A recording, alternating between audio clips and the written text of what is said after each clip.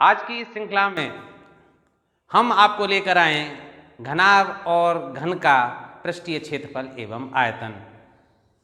तो घनाभ की जो आकृति होती है उससे आप पहले से ही परिचित हैं। आपने ईंट देखी है, ज्योमेट्री बॉक्स देखा है और चॉकलेट का डिब्बा देखा है, चौक का डिब्बा देखा है। ये सब घनाभ आकृति के हैं। जिस कमरे में हम इस वीडियो को रिकॉर्डिंग कर रहे हैं, आप जिस कमरे में बैठकर देख रहे हैं वो भी घनाभ आकार है।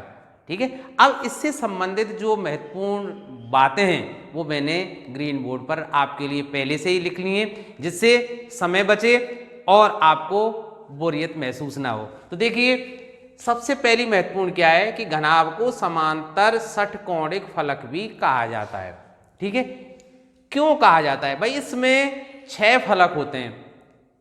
ठीक है, और वो एक दूसरे के, जैसे इसमें दो फलक कैसे होते हैं, एक दूसरे के समांतर होते हैं। जो सम्मुख फलक होते हैं एक दूसरे के समांतर होते हैं और सर्वांग सम होते हैं।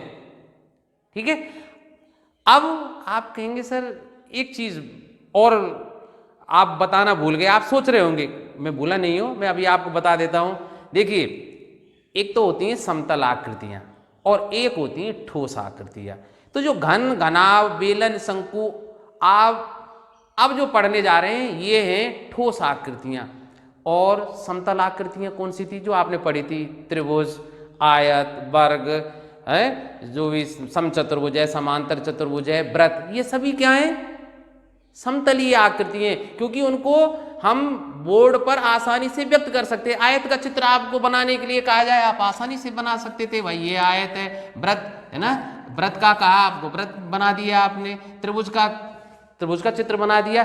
पर मैं आपसे कहूं घनाभ का चित्र बनाइए, नहीं बना सकते, क्योंकि घनाभ कैसी है? त्रिविमीय आकृति है। ठीक है, अब जैसे मैं आपको दिखाता हूं, एक मेरे हाथ में आप जैसे देख रहे होंगे ज्योमेट्री बॉक्स है।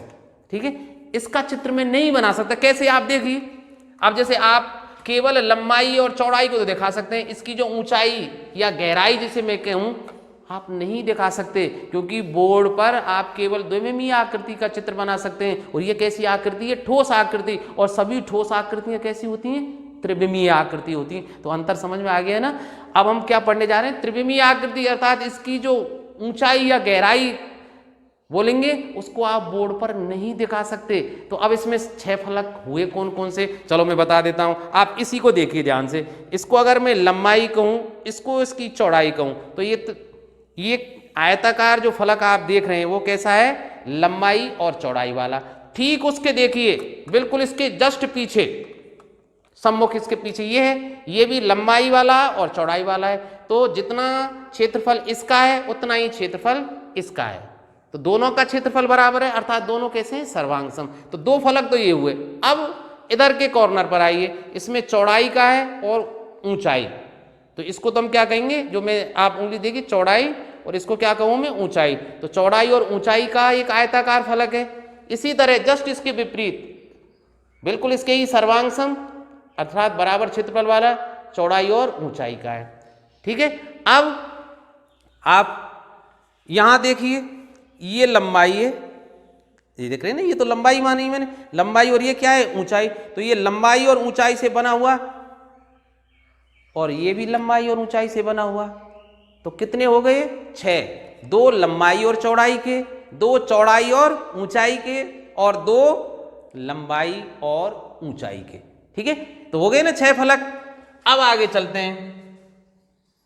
इसमें 6 फलक है, मैंने बता ही दिया। प्रत्येक फलक समतल में आयताकार है। आपने देख ही लिया, सभी कैसे हैं? आयताकार हैं। सम्मुख फलक समांतर और सर्वांग सम है, ये भी बात में बचा चुका। ठीक है, अब आगे देखिए, 2 आसन्न फलक एक रेखाखंड पर मिलते हैं।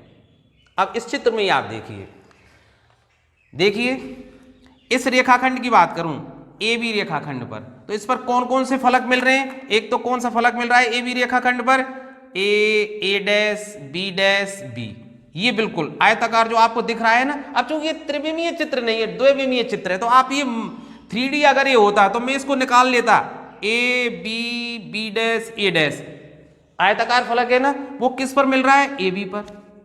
ठीक है, इसी तरह अब आपको ये तिरछा दिख रहा है, एक्चुअल में क्या है? इसको 6 भुजाओं वाला दिखाने के लिए अब है ना, और तिरछा करना पड़ा है, वास्तव में तिरछा नहीं है, ये बिल्कुल स्ट्रेट आयत है 90 डिग्री का कोण बनाते हुए। तो दूसरा फलक कौन सा है, ADCB, तो ये भी किस पर मिल रहा है, AB रेखाखंड पर। तो देखिए इस लाइन को ध्यान रखना, परीक्षा में बहुत पूछ लेते हैं, जो आपकी जैसे रीट आप देने वाले हैं, कभी कभी फर्स्ट ग्रेड में तक परीक्षाओं में ऐसे प्रश्न साधारण से देखने वाले प्रश्न पूछ लिए जाते हैं। तो दो आसन्न फलक एक रेखाखंड पर मिलते हैं जिसे कोर कहते हैं, उसको क्या कहते हैं, कोर। ठीक है, तो कोर क्या है, तो जिस रेखाखंड पर दो आसन्न फलक आकर मिले उसे कोर कहते हैं। और एक घन या घनाभ में 12 कोर होती हैं। कितनी होती हैं, 12। गिन के देखिए, चलो देखते हैं। AB, चलो मैं लिखता जाता हूं आपको, 12 कोर होती है कि नहीं। AB एक कोर, ठीक है, फिर BC,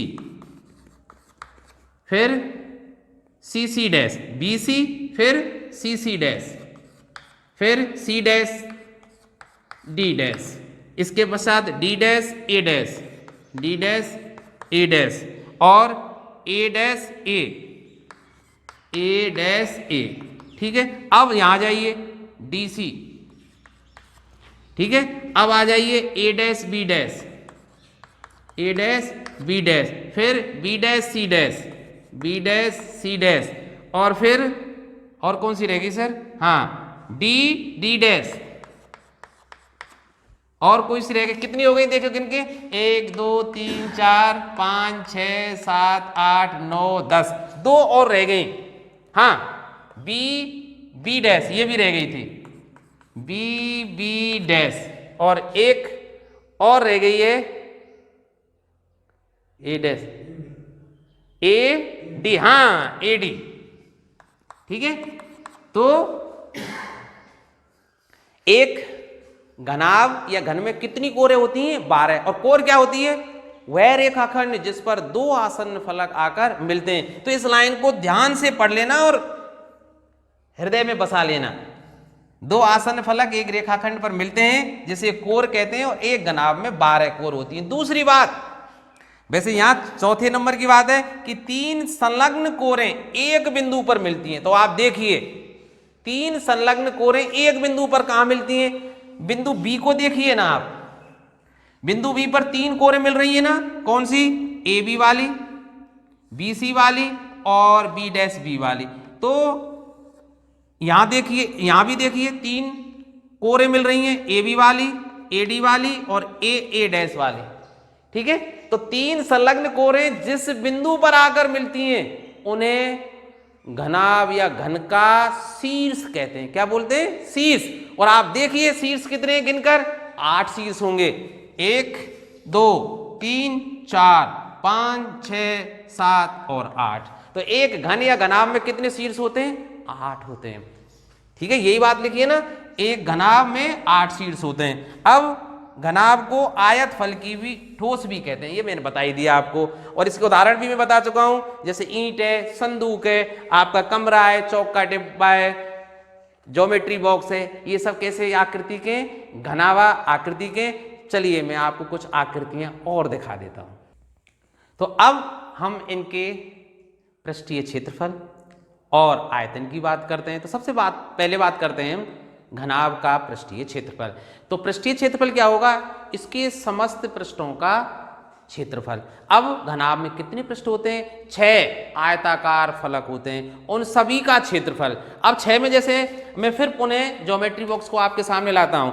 इसमें जो पहला फलक क्या है, लंबाई और चौड़ाई का, और दूसरा इसके सम्मुख भी क्या है, लंबाई और चौड़ाई का। तो इन लंबाई और चौड़ाई के जो दोनों फलक हैं उनका क्षेत्रफल क्या हो जाएगा भाई, प्रत्येक का क्या होगा, लंबाई गुणा चौड़ाई, क्योंकि आयताकार है।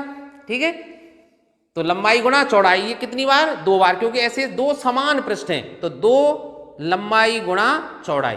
ठीक है, अब ये किसका है भाई, चौड़ाई का, और इसको ध्यान से देखिए, ये चौड़ाई है और ये क्या है, इधर को इस तरह से, इस तरह, ये क्या है, ऊंचाई।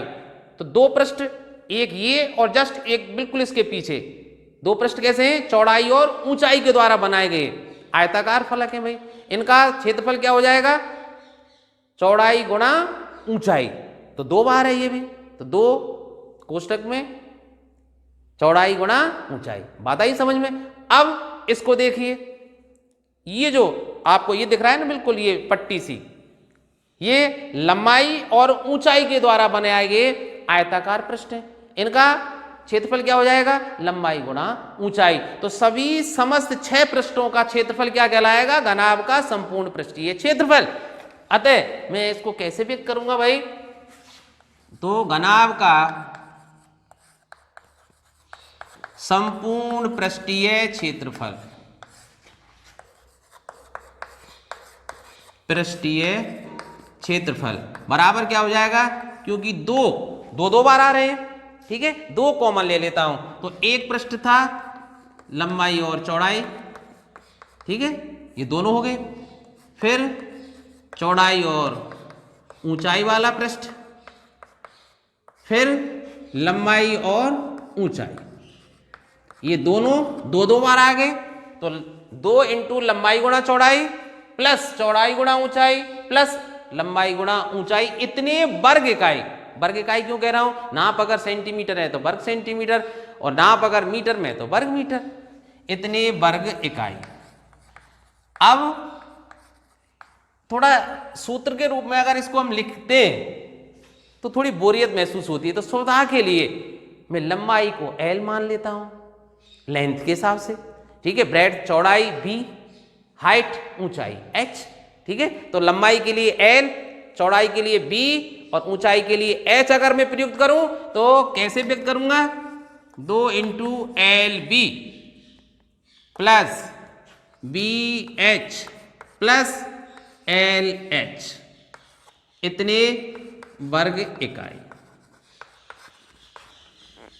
अब मैं घनाभ के आयतन की भी बात कर लेता हूं साथ साथ। घनाभ का आयतन,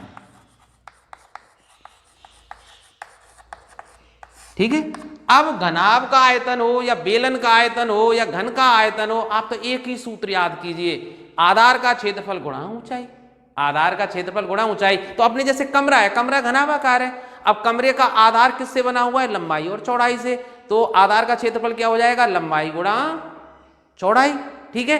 और मैंने सूत्र क्या बताया है? घनाभ के आयतन का आधार का क्षेत्रफल गुणा ऊंचाई, तो लंबाई गुणा चौड़ाई गुणा ऊंचाई, ठीक है। तो आधार का क्षेत्रफल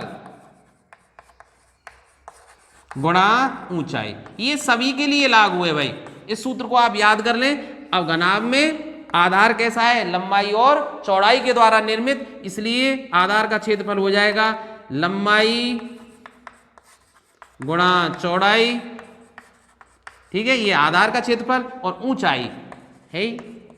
अब हम जानते हैं आयतन को किस में नापते हैं? घन इकाई में। अब बात करते हैं घन की।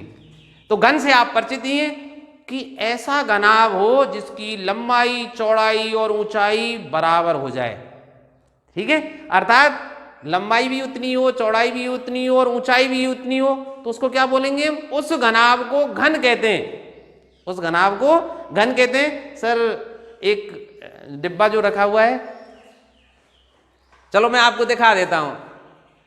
मैं ये नहीं कह रहा कि पूर्णतः घनाभाकार है, ठीक है, घनाकार है। तो अब आप जैसे एक डिब्बा मेरे हाथ में देख रहे हैं, एक पृष्ठ और जस्ट इसके मैंने पीछे दूसरा पृष्ठ बनाया हुआ है, 2 पृष्ठ, इसी तरह 3 और इसके बिल्कुल पीछे 4 लिखा हुआ है, इसी तरह देखिए यहां 5 लिखा हुआ है और इसके जस्ट पीछे 6। तो घन में कितने पृष्ठ हुए भाई? 6 पृष्ठ हुए। अब ये सभी 6 पृष्ठ कैसे? वर्गाकार। क्यों? क्योंकि इसकी जितनी, जैसे तीसरा पृष्ठ है, जितनी लंबाई है उतनी ही चौड़ाई है, अर्थात आप पता ही नहीं लगा सकते कौन सी लंबाई है, कौन सी चौड़ाई, कौन सी ऊंचाई। तो ये सभी पृष्ठ आप जो देख रहे हैं, आप पहले पृष्ठ को देखिए, चाहे ये भी वर्गाकार है, ये भी वर्गाकार है, तो 6 पृष्ठ, समस्त 6 पृष्ठ कैसे? वर्गाकार। घनाभ में समस्त 6 पृष्ठ कैसे होते हैं? आयताकार। ये अंतर है, ध्यान रखना। तो अब चूंकि लंबाई चौड़ाई और ऊंचाई सब बराबर है, तो ना तो हम L से व्यक्त कर सकते भुजा को, ना B से, ना S से, तो किससे व्यक्त करते हैं? आर्म, भुजा A से, ठीक है।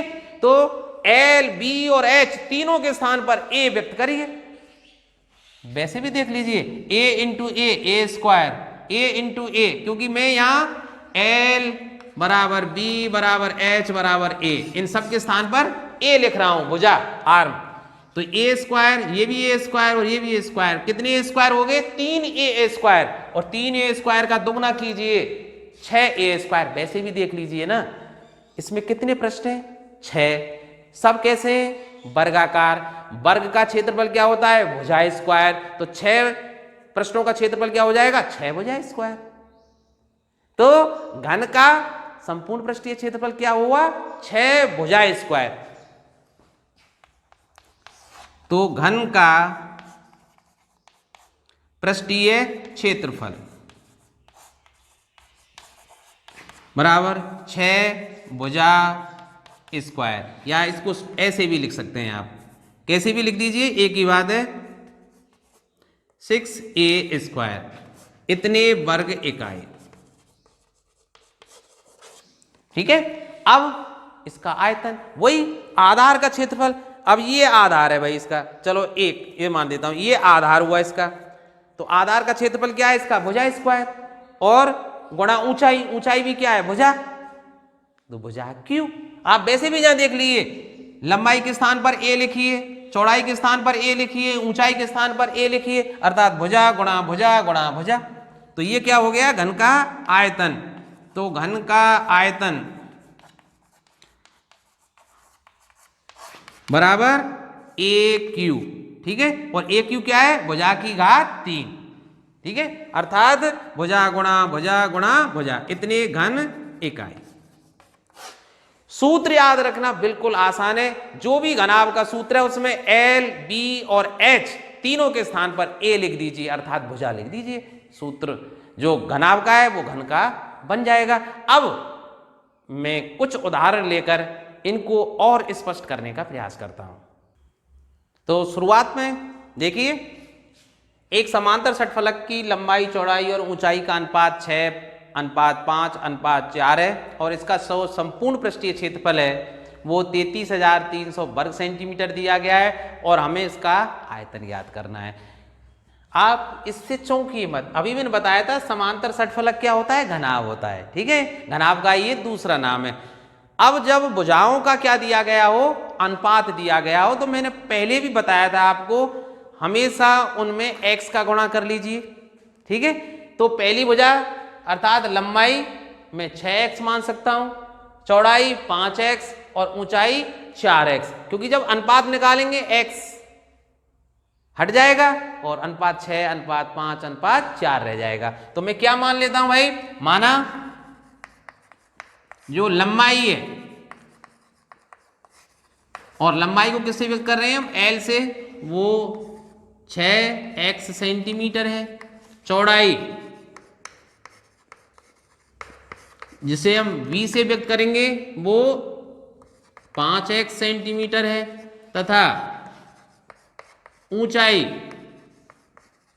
ठीक है, h से जिसे व्यक्त करेंगे वो 4x सेंटीमीटर है। अब दिया क्या गया है? इसका संपूर्ण पृष्ठीय क्षेत्रफल, अर्थात इसके समस्त 6 पृष्ठों का क्षेत्रफल।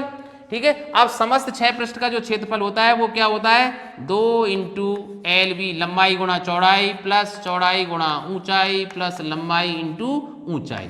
ठीक है। बराबर कितना दिया गया है? 33,300। अब इसमें मान रख दीजिए भाई, 2 इंटू L के स्थान पर 6x और B के स्थान पर 5x, तो 6x into 5x plus B 5x into 4x plus L 6x और H क्या है?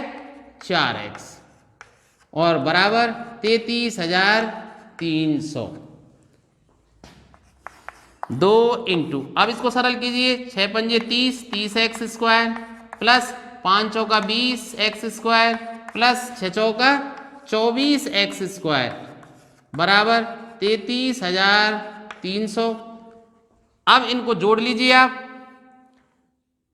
50 और ये 74, तो 2 इंटू 74x स्क्वायर बराबर 33,300 तो मुझे एक्स स्क्वायर का मान चाहिए, तो एक्स स्क्वायर बराबर क्या हो जाएगा भाई, 33,300 बटे 2 इंटू 74।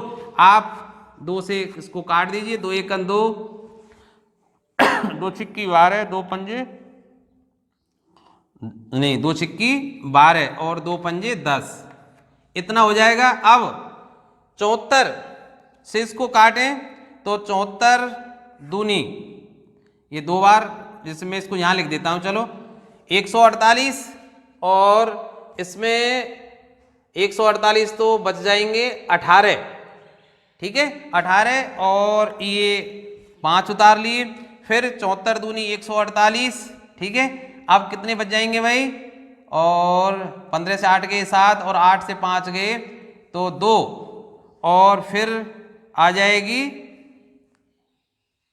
ये क्या है 0, ठीक है। और 74 दूनी और ये 270 225, हाँ नहीं ये फिर 270, ये ज़्यादा नहीं, 8 से 5 ये 3, सॉरी ये 370 और 74 पंजे 370, तो ये 225 बचे। तो x का मान हो जाएगा 225 का स्क्वायर रूट बराबर 15। अब प्लस माइनस के चक्कर में मत पड़ना, क्योंकि x भुजा है, भुजा का कोई गुणक है, ठीक है, और भुजा का गुणक कभी भी ऋणात्मक नहीं हो सकता। तो 15 आई x का मान, इसलिए लंबाई कितना है भाई हमारे पास 6x, तो 6 गुणा 15, इसका मतलब 90 सेंटीमीटर उस समांतर आयतफल की है या घनाभ है, उसकी लंबाई है। और चौड़ाई कितनी हो गई भाई 5x, अर्थात 5 गुणा 15 75 सेंटीमीटर।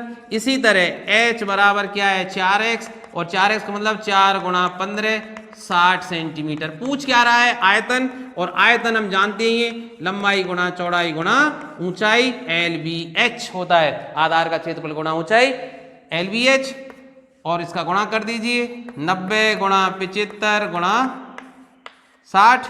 अब आप देख ही रहे भाई 9 छिक्की 54, 5400 गुणा 75, सर कितना आया गुणा, ये 405 000। सर ने करके, मुझे रूप सिंह सर मेरे साथ हैं, उन्होंने कैलकुलेटर से तुरंत इसको सॉल्व कर दिया है। इतने घन इकाई, अब घन इकाई के स्थान पर क्या कह दूंगा मैं, सेंटीमीटर। अब देखिए एक बहुत अच्छा सवाल है आपके सामने, एक घनाभ का आयतन 210 घन सेंटीमीटर, इसका संपूर्ण पृष्ठीय क्षेत्रफल 214 वर्ग सेंटीमीटर है, और आधार का क्षेत्रफल 42 वर्ग सेंटीमीटर दिया गया है। तो इसकी विमाएं, विमाएं का मतलब इसकी लंबाई चौड़ाई और ऊंचाई कितनी है, ये प्रश्न आया हुआ है। अब मैं कुछ ऐसे प्रश्न ले रहा हूं जो विभिन्न परीक्षाओं में आए हुए हैं। अब देखिए क्या दिया गया है, अगर मैं घनाभ की लंबाई L नाम, ठीक है, और चौड़ाई को B और ऊंचाई को H लेता हूं, तो हम जानते हैं आयतन कितना होता है, आयतन बराबर क्या होता है LBH, आयतन घनाभ का आयतन अर्थात LBH का मान दिया गया है 210 घन सेंटीमीटर। वैसे भी मैंने बताया था क्या होता है, ये आधार का क्षेत्रफल गुणा ऊंचाई, ये LB लंबाई गुणा चौड़ाई क्या होता है, घनाभ का आधार का क्षेत्रफल, और घनाभ का आधार का क्षेत्रफल कितना दिया गया है 42, ठीक है, आधार का क्षेत्रफल, आधार का क्षेत्रफल अर्थात क्या दिया गया है L इंटू B का मान दिया गया है 42 वर्ग सेंटीमीटर। इसलिए मैं क्या निकाल सकता हूं H, तो H बराबर क्या होगी, अर्थात घनाभ की ऊंचाई H बराबर क्या हो जाएगा 210 बटे LB। यहां से देखिए मैं यहां से निकाल रहा हूं H 210 बटे LB, और LB का मान कितना है 42, तो 210 बटे 42 बराबर 5, तो ऊंचाई 5 सेंटीमीटर मेरे पास आ गई। अब लंबाई और चौड़ाई कहाँ है, ठीक है, अब लंबाई और चौड़ाई निकालने के लिए इसकी शरण लीजिए, तो संपूर्ण पृष्ठीय क्षेत्रफल। अब संपूर्ण पृष्ठीय क्षेत्रफल क्या होता है भाई, घनाभ का संपूर्ण पृष्ठीय क्षेत्रफल, संपूर्ण पृष्ठीय क्षेत्रफल, और संपूर्ण पृष्ठीय क्षेत्रफल क्या होता है 2 इंटू एल बी, आपको पता ही है, plus B H plus L H बराबर 214। यही होता है ना। 2 से इसको यहीं काट दीजिए और 2 एकन 2 और 2, ठीक है भाई 107।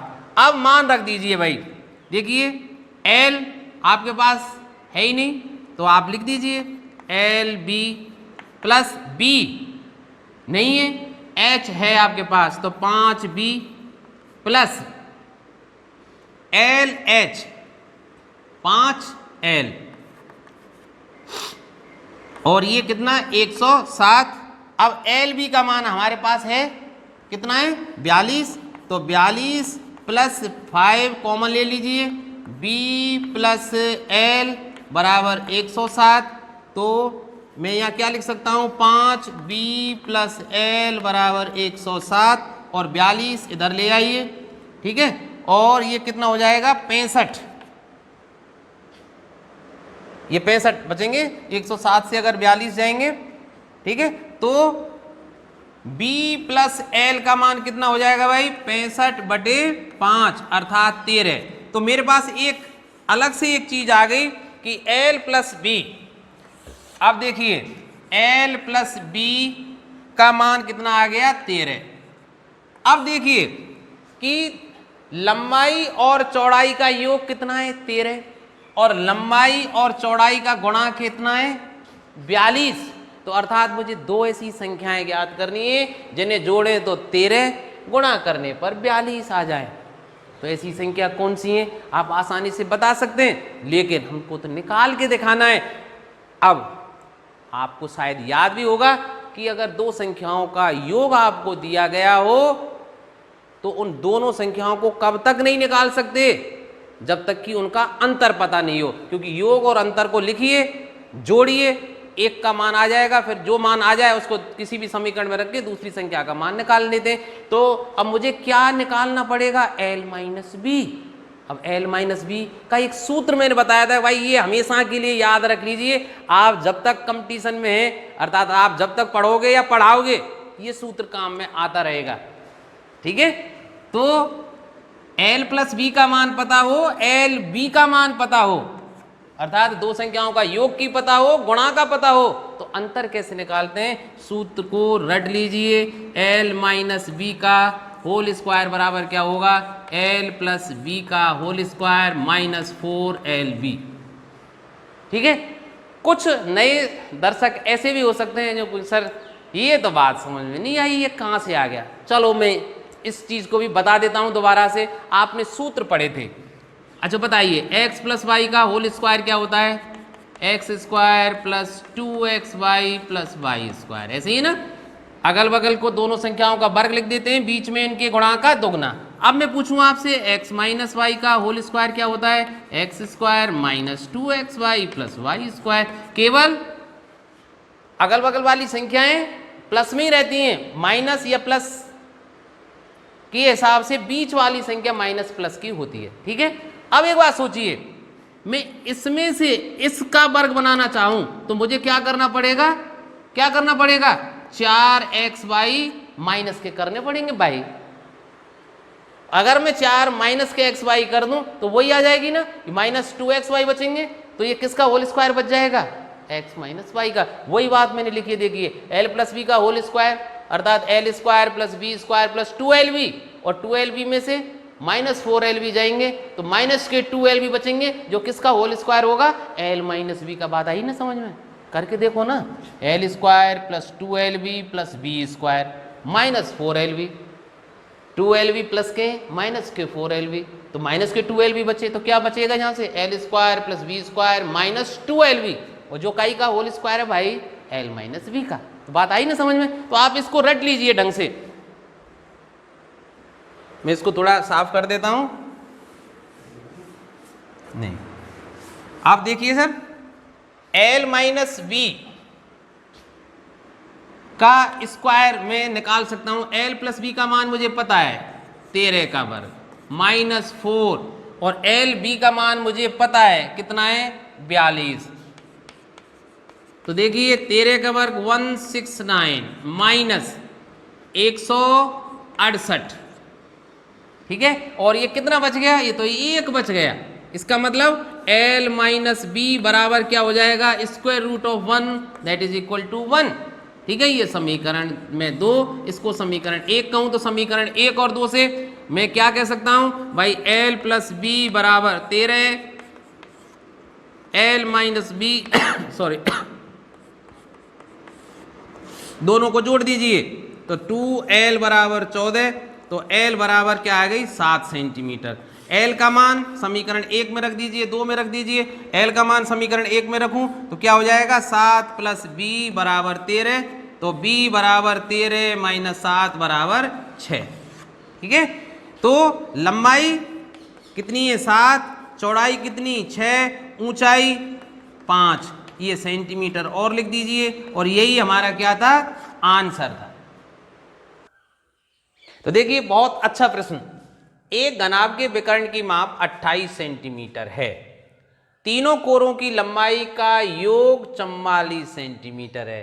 घनाभ का संपूर्ण पृष्ठीय क्षेत्रफल ज्ञात कीजिए। मैंने ये अभी बताया ही नहीं है आपको कि घनाभ का विकर्ण क्या होता है। जैसे विकर्ण के रूप में मैं आपको एक बात बताऊं, एक आप जिस कमरे में रह रहे हैं, मैं नीचे से और ऊपर के कोने तक कितनी लंबाई का बांस रख सकता हूं, मतलब अधिकतम बांस की लंबाई क्या हो सकती है, तो वो क्या होगा, कमरे का विकर्ण होगा, ठीक है। आप एक कॉर्नर, जैसे ये कॉर्नर है और उससे बिल्कुल जहां छत स्पर्श कर रही है उस कॉर्नर तक आपने कोई अधिकतम लंबाई का बांस रखा, तो वो क्या होगा, उस घनाभ का विकर्ण। और उसको कैसे निकालते हैं, उसका एक सूत्र है भाई, घनाभ का विकर्ण। आप इसको ढंग से याद कर लीजिए। घनाभ का विकर्ण अर्थात अधिकतम लंबाई का कितना बड़ा बांस या लंबाई वाला बांस रख सकते हैं, लंबाई का वर्ग प्लस चौड़ाई का वर्ग प्लस ऊंचाई का वर्ग, ठीक है।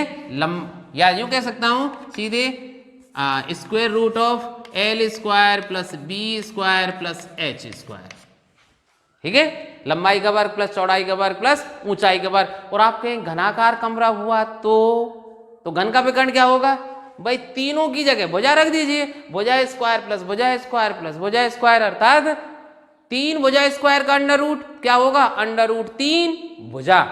इसका मतलब घन का विकर्ण क्या होगा, भुजा अंडर रूट 3, भुजा में अंडर रूट 3 का गुणा कर दीजिए, घन का विकर्ण आ जाएगा। बहुत आसान है ना। तो चलिए अब वापस सवाल पर लौटते हैं। घनाभ का विकर्ण कितना है 28 सेंटीमीटर। इसका मतलब square root of L square plus b square plus h square का मान कितना है 28 सेंटीमीटर है। और तीनों कोरों की लंबाई का योग अर्थात L plus b plus h is equal to 44 centimetre, अर्थात लंबाई प्लस चौड़ाई प्लस ऊंचाई 44 सेंटीमीटर है। निकालना क्या है, पृष्ठीय क्षेत्रफल। और पृष्ठीय क्षेत्रफल कब तक ज्ञात नहीं कर सकते, जब तक लंबाई अलग पता नहीं पड़े हमें, चौड़ाई और ऊंचाई। तो मुझे तीनों अलग अलग निकालनी है भाई।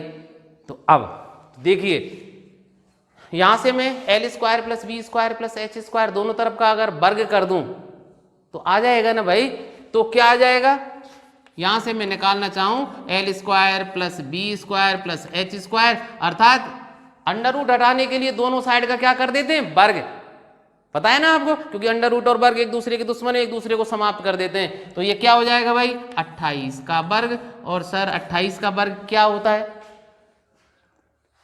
28 गुणा 28 करके देख लीजिए, नहीं तो वर्ग आपको 30 तक याद होने भी चाहिए। अब देखिए, अब मैं आपको वापस लाता हूं। देखिए L स्क्वायर बी स्क्वायर ये एच स्क्वायर प्लस में है और ये L बी एच का मान है। तो एक सूत्र आपने पढ़ा था a plus b plus c का होल स्क्वायर, क्या होता है, चलो आप ही बता दीजिए। तो मैं यहां सीधे लिख देता हूं L plus b plus h का होल स्क्वायर, ठीक है, बराबर क्या होगा L square plus b square plus h square, अर्थात तीन संख्याओं के योग का वर्ग कैसे खोलते हैं, तीनों का वर्ग कीजिए फिर 2 का गुणा कीजिए, अर्थात 2LB plus 2BH plus 2LH। मतलब सूत्र क्या होता है, a plus b plus c का होल स्क्वायर बराबर क्या होता है, a square plus b square plus c square plus 2AB plus 2BC plus 2AC। A के स्थान पर L रख दिया है, ठीक है, B के स्थान पर B और C के स्थान पर H रखा हुआ है। ये सूत्र तो भाई अब आपको याद करने पड़ेंगे। अगर इसको ध्यान से देखें तो ये क्या है भाई, ये क्या है, पृष्ठीय क्षेत्रफल। ये क्या है, पृष्ठीय क्षेत्रफल है। पता है ना आपको, लंबाई और चौड़ाई का दुगना, दो कॉमन ले लीजिए, लंबाई इंटू चौड़ाई प्लस चौड़ाई इंटू ऊंचाई प्लस लंबाई इंटू ऊंचाई, ये क्या है, पृष्ठीय क्षेत्रफल। तो मैं क्या लिख सकता हूं इसको भाई, L plus b plus h का होल स्क्वायर बराबर L square plus b square plus h square plus 2 अगर मैं कॉमन निकाल दूं तो LB plus BH plus LH, ठीक है। अब मान रख दीजिए भाई L plus B plus H 44 का वर्ग। सर करके बताना क्या है, आप जब तक वर्ग कर लीजिए। और इसी तरह मैं यहां क्या लिख दूंगा, 28 का वर्ग प्लस, और ये क्या है, संपूर्ण पृष्ठीय क्षेत्रफल, घनाभ का संपूर्ण पृष्ठीय क्षेत्रफल, यही है ना संपूर्ण पृष्ठीय क्षेत्रफल। तो संपूर्ण पृष्ठीय क्षेत्रफल क्या हो जाएगा भाई, 44 का वर्ग माइनस 28 का वर्ग। चलो इसको मत करो सरल, हाँ वो आ जाएगा, चलो सर ने कर दिया है, फिर भी हम देखो दूसरे तरीका से भी कर सकते हैं। तो संपूर्ण पृष्ठीय क्षेत्रफल बराबर क्या हो जाएगा, संपूर्ण पृष्ठीय क्षेत्रफल बराबर क्या हो जाएगा, 44 का वर्ग माइनस 28 का वर्ग। अब दो संख्याओं पे वर्ग है, बीच में ऋण का चिन्ह, एक बार जोड़ दीजिए एक बार घटा दीजिए। तो इसको कैसे सरल कर सकते हैं, 44 प्लस 28 और 44 माइनस 28। तो 44 तो यहां लिख देता हूं, चलो 44 प्लस 28 ये कितने हो जाएंगे, 72, 72 इंटू ये हो जाएंगे 16, और 16 का गुणा करेंगे तो 16 दूनी 32, ठीक है, और 16 सत्ते 112 और ये 115, तो 1552 वर्ग सेंटीमीटर। 16 दूनी 32 और 16 सत्ते 112 और 115, 1152 वर्ग सेंटीमीटर। और यही हमारा क्या है, आंसर। बहुत शानदार प्रश्न आपके लिए। एक घन की प्रत्येक भुजा में 50% की वृद्धि कर दें तो उसके जो आयतन में सॉरी वृद्धि होगी वो कितनी होगी, और वो वृद्धि हमें प्रतिशत में निकालनी है, ठीक है। तो ऐसे प्रश्नों को हल कैसे करते हैं, मान लेते हैं प्रारंभ में जो घन है अर्थात वृद्धि से पूर्व घन की भुजा A है, माना घन की भुजा प्रारंभिक स्थिति में घन की भुजा A है, ठीक है। तो घन का आयतन क्या होगा प्रारंभिक स्थिति में, घन का आयतन बराबर क्या हो जाएगा, भुजा की घात 3 AQ इतने घन इकाई, ठीक है। घन इकाई में लिख नहीं रहा हूं, आप लिखा हुआ मान लें। अब हम कर क्या रहे हैं कि प्रत्येक भुजा में 50% की वृद्धि कर रहे हैं। तो नई स्थिति में भुजा या नई भुजा कितनी है भाई, नए घन की जो भुजा है वो कितनी है, A का 150% निकाली। देखिए 50% की वृद्धि, अगर 100 सेंटीमीटर पहले भुजा थी तो अब कितनी हो जाएगी, 150 सेंटीमीटर। तो जितनी भी भुजा रही होगी उसमें 50% की वृद्धि कैसे निकालेंगे, A का 150% आप निकाल लीजिए, अर्थात A का के स्थान पर गुणा 150/100, ठीक है, 0 से 0 काट दीजिए और फिर 5 दिया 15, 5 दूनी 10, ठीक है। तो जो नई भुजा कितनी हो जाएगी, 3A/2। इसलिए नया आयतन कितना हो जाएगा, नई भुजा के साथ नया आयतन कितना हो जाएगा, भुजा की घात 3, ये भुजा है भाई, इसकी घात 3 अर्थात 3A/2 की घात 3 अर्थात 27AQ। 3 की घात 3 कितना होता है, 27, और 2 की घात 3 8, तो 27/8 AQ इतने घन इकाई। प्रारंभिक आयतन कितना था AQ, नई स्थिति में इतना, तो आयतन में वृद्धि कितनी हुई? तो आयतन में वृद्धि, आयतन में वृद्धि कैसे निकालेंगे भाई? इसमें से इसमें घटाइए, अर्थात पूर्व के आयतन को घटा देते हैं। तो 27/8 AQ माइनस AQ, तो 8 इसमें लघुत्तम आ गया भाई, तो 27 AQ माइनस 8 AQ, ठीक है। तो ये कितना हो जाएगा? 19 AQ/8। ये आयतन में वृद्धि हुई है, इतने घन इकाई। तो अब प्रतिशत वृद्धि, तो प्रतिशत वृद्धि कैसे निकालते हैं भाई? आपको सूत्र पता ही है, जो वृद्धि हुई होती है उसको ऊपर लिखते हैं, तो वृद्धि बटे पूर्व का मान, मतलब प्रारंभिक स्थिति में मान, और गुणा 100, ऐसे ही निकालते हैं ना। तो देखिए वृद्धि कितनी है? 19/8 AQ, तो 19/8 AQ, इसमें भाग कितना किसका देना है? पूर्व के मान का, और पूर्व का मान अर्थात प्रारंभिक स्थिति में घन का आयतन कितना था? AQ, अर्थात AQ का भाग देना है और गुणा क्या करना है? 100। तो AQ is cancel out with AQ, ठीक है। अब इसको सरल कर दीजिए भाई, चलो 4 से काट देता हूं, 4 दूनी 8, 25, ठीक है, 25 चौका 100। अब 25 का गुणा कर लीजिए, 25 नाम 225, ठीक है भाई, और 22 हासिल, 25 एकन 25 और 22 ये 47/2, तो 2 एकन 2, 2 3 6, 2 7 137 सही 1/2 प्रतिशत की वृद्धि होगी किसमें? आयतन में। तो देखिए बहुत अच्छा प्रश्न है।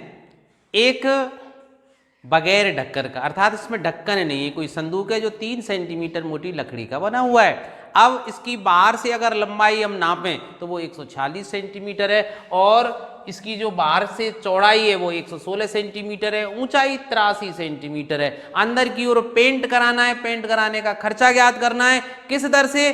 2 रुपये प्रति 1000 वर्ग सेंटीमीटर, अर्थात 1000 वर्ग सेंटीमीटर क्षेत्रफल पर पेंट कराने का खर्चा कितना है? 2। इस दर से अंदर की सभी पृष्ठों पर पेंट कराने का खर्चा मुझे ज्ञात करना है। तो सबसे पहले आप देखिए संदूक कैसा है, बिना ढक्कन का है। तो अब देखिए हमें संदूक के सभी पृष्ठों का क्षेत्रफल ज्ञात करना है। अब इसमें एक संदूक घनाभाकार होती है, और घनाभ में कितने पृष्ठ होते हैं? 6।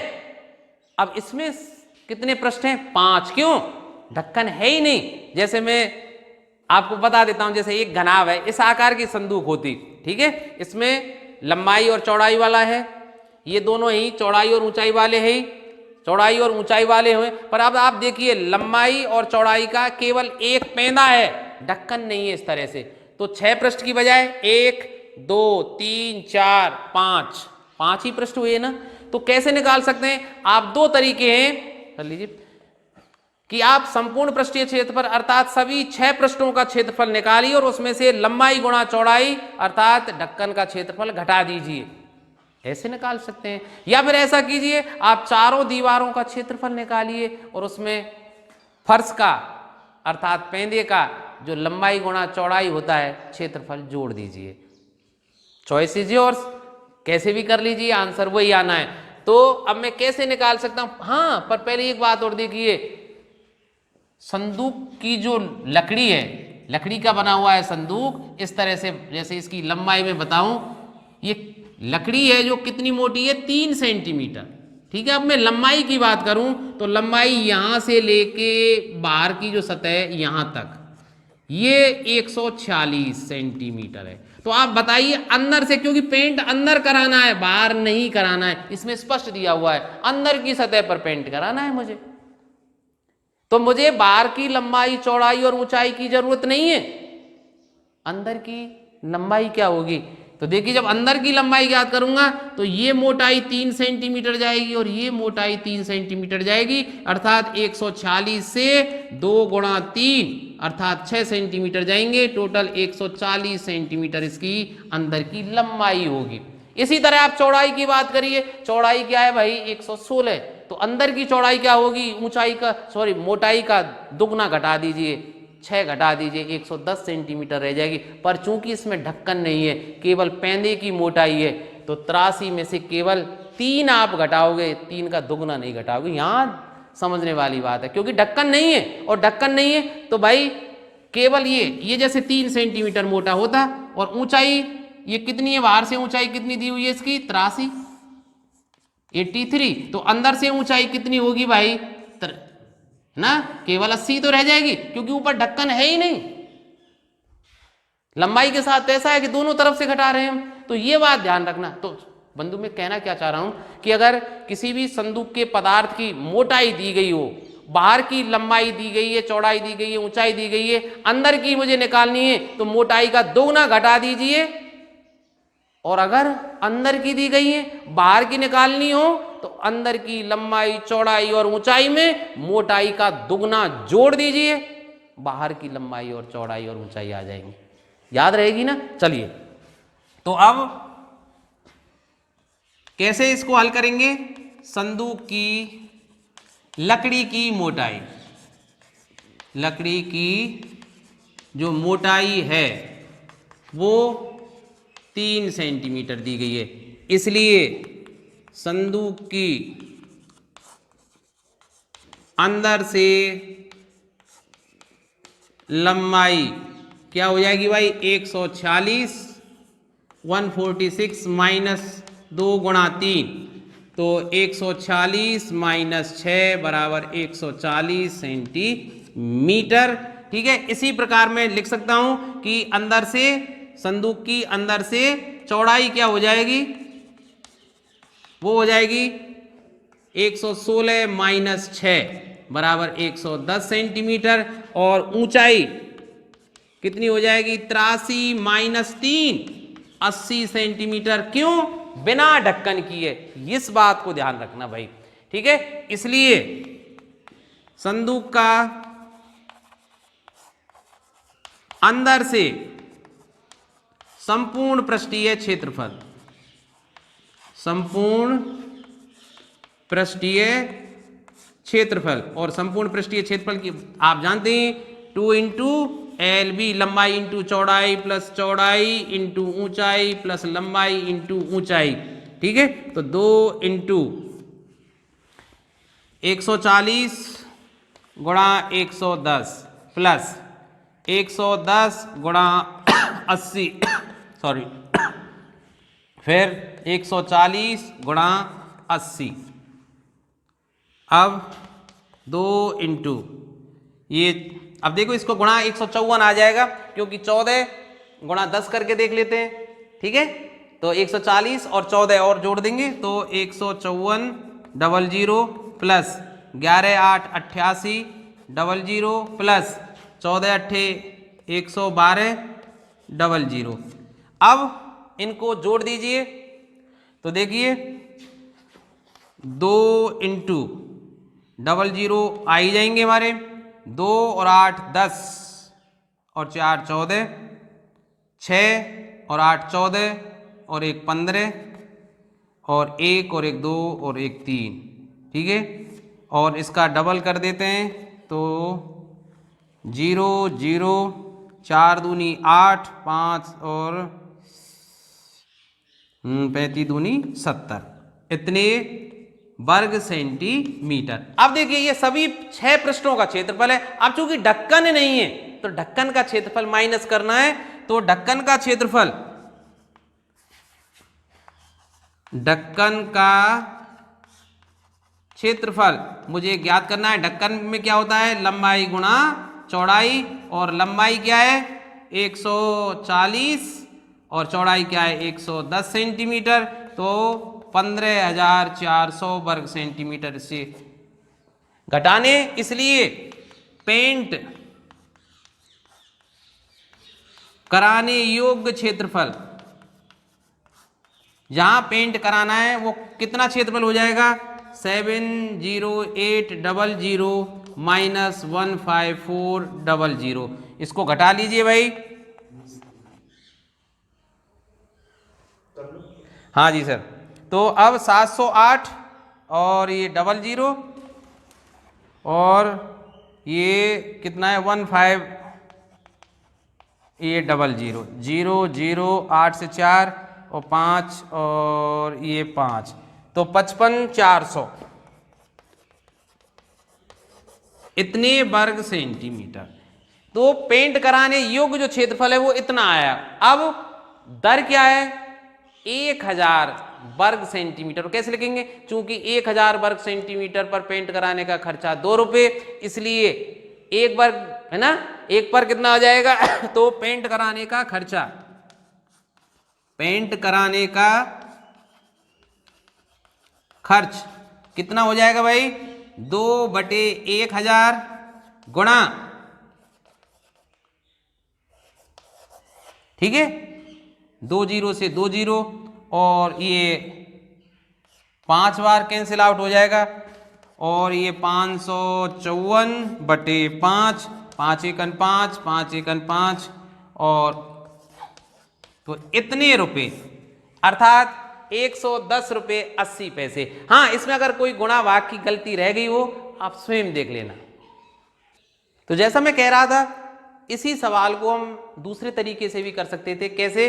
कि आप चारों दीवारों का क्षेत्रफल निकाल लेते और उसमें पेंदे का क्षेत्रफल जोड़ देते। तो चारों दीवारों का क्षेत्रफल क्या होता है? संदूक की चारों दीवारों का क्षेत्रफल आपको पता ही है कि चारों दीवारों का क्षेत्रफल, इसको भी आप रट लीजिए। चारों दीवारों का क्षेत्रफल कैसे निकालते हैं? 2 इंटू ऊंचाई, 2 इंटू ऊंचाई और लंबाई प्लस चौड़ाई, ठीक है। तो 2 इंटू ऊंचाई कितनी है? 80, ठीक है भाई, और लंबाई कितनी है? 140 और चौड़ाई कितनी है? 110 सेंटीमीटर। तो 160 इंटू ये कितने हो जाएंगे? इसको जोड़ दीजिए, 250, ठीक है। अब इसको गुणा कर लीजिए, देखो 00 25 छिक्की 150 हासिल 15 और 25 एकन 25 और 15 इतना आ गया, इतने वर्ग सेंटीमीटर। ये चारों दीवारों का क्षेत्रफल है। अभी पेंदे का क्षेत्रफल नहीं आया है, तो पेंदे का क्षेत्रफल संदूक के पेंदे का, मैं संदूक आप लिखा हुआ मान लेने, पेंदे का क्षेत्रफल, और पेंदे क्या होता है? लंबाई गुणा चौड़ाई।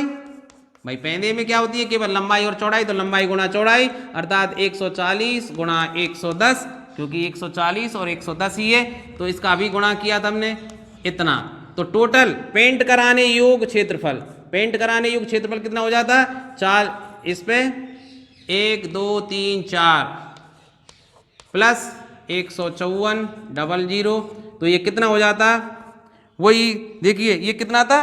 55,400, ऐसे ही है ना, 55,400, वही 55,400, वही क्षेत्रफल आ गया ना, इतने वर्ग सेंटीमीटर। और खर्चा अब आप निकाल ही सकते हैं।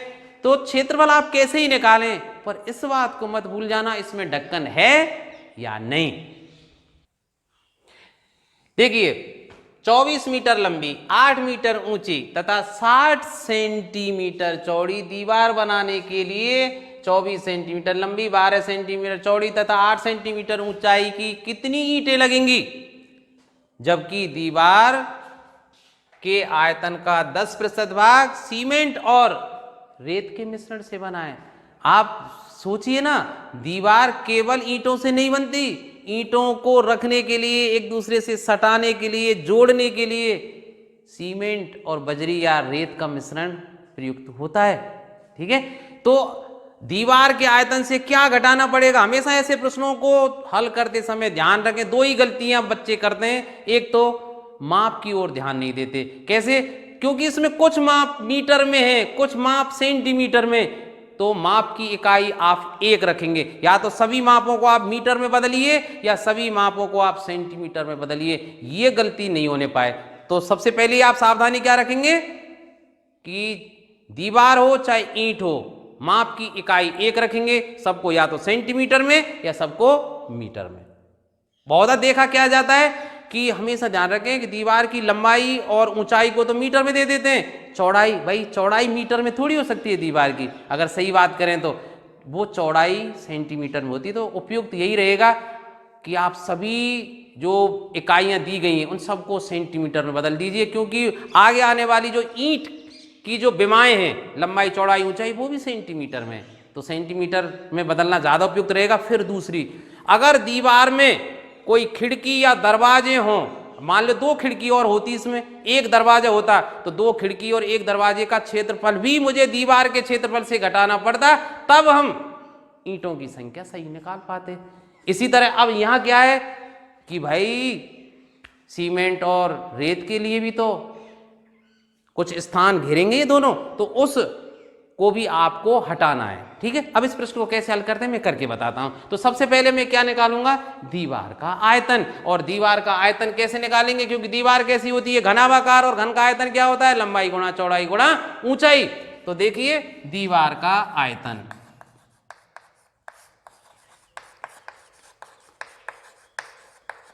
दीवार का आयतन लंबाई गुणा चौड़ाई गुणा ऊंचाई, तो सबको सेंटीमीटर में बदल दीजिए। ठीक है, 24 मीटर लंबी तो 2400 गुणा 8 मीटर ऊंची 800 इंटू 60 सेंटीमीटर। अब इसमें भी 100 का गुणा मत कर जाना, क्योंकि ये सेंटीमीटर में पहले से ही है। इतने घन सेंटीमीटर। अभी आपको सरल करने की जरूरत नहीं है, बाद में देखेंगे सरल कर, है ना। अब क्या इस पूरे आयतन में ईंटें लग रही, नहीं लग रही हैं। 10% इस आयतन का हिस्सा किसके लिए जा रहा है, सीमेंट और रेत के लिए। तो इसका मतलब कितने आयतन में लगेंगी, इस दीवार के 90% आयतन में ईंटें लगेंगी।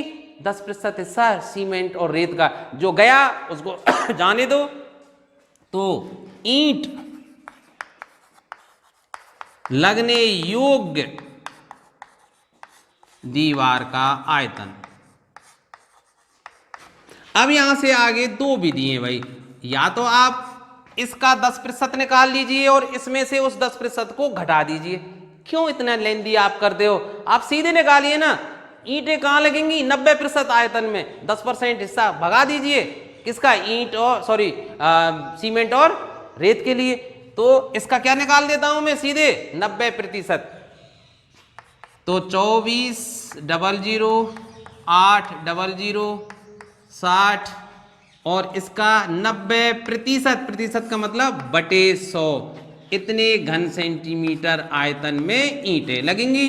2 जीरो काट दीजिए आप, क्यों टेंशन लेते हैं, फिर ये हट जाएगा।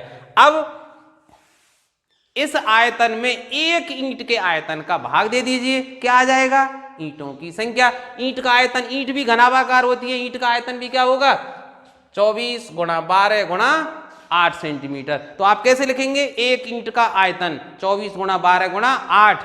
अब ईंटों की संख्या निकालनी है, तो दीवार के आयतन में जहां ईंटें लगनी है, एक ईंट के आयतन का भाग दे दीजिए, ईंटों की संख्या आ जाएगी। तो मैं सीधे लिख रहा हूं, आप उस तरह से लिखना। तो ईंटों की संख्या,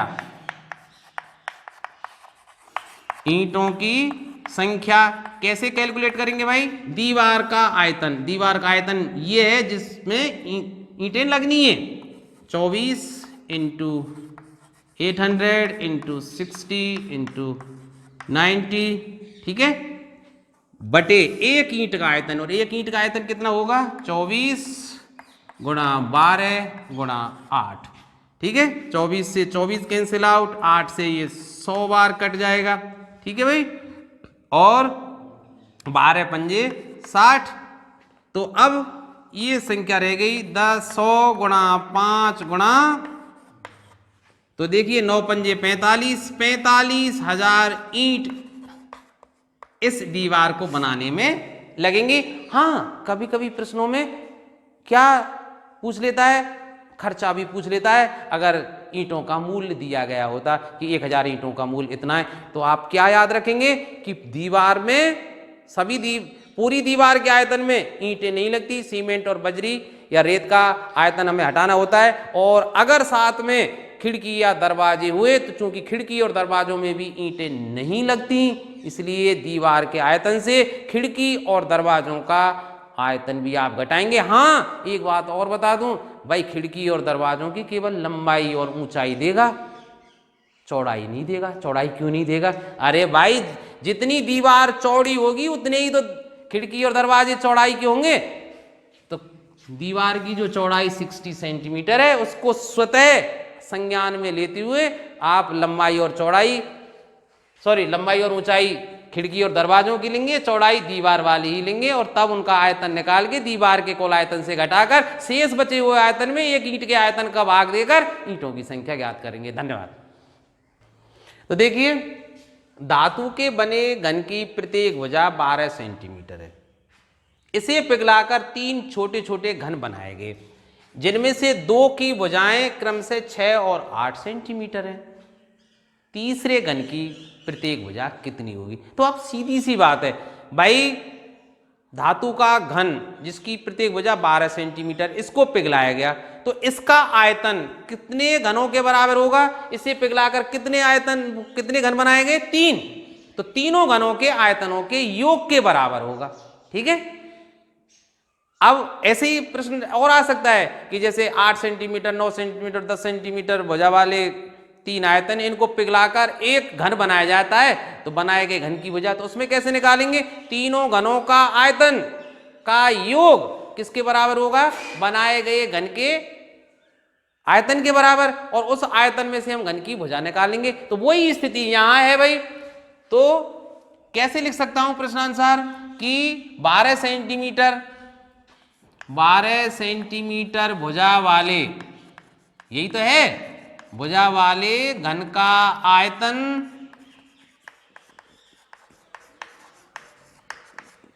किसके बराबर होगा भाई? ये जो 3 छोटे छोटे घन बनाए गए हैं, कौन सा? 6 सेंटीमीटर, 8 सेंटीमीटर, और तीसरे की भुजा पता नहीं, उसकी x सेंटीमीटर मान लेते हैं। तो देखिए कैसे लिख सकते हैं? 6 सेंटीमीटर भुजा वाले घन का आयतन,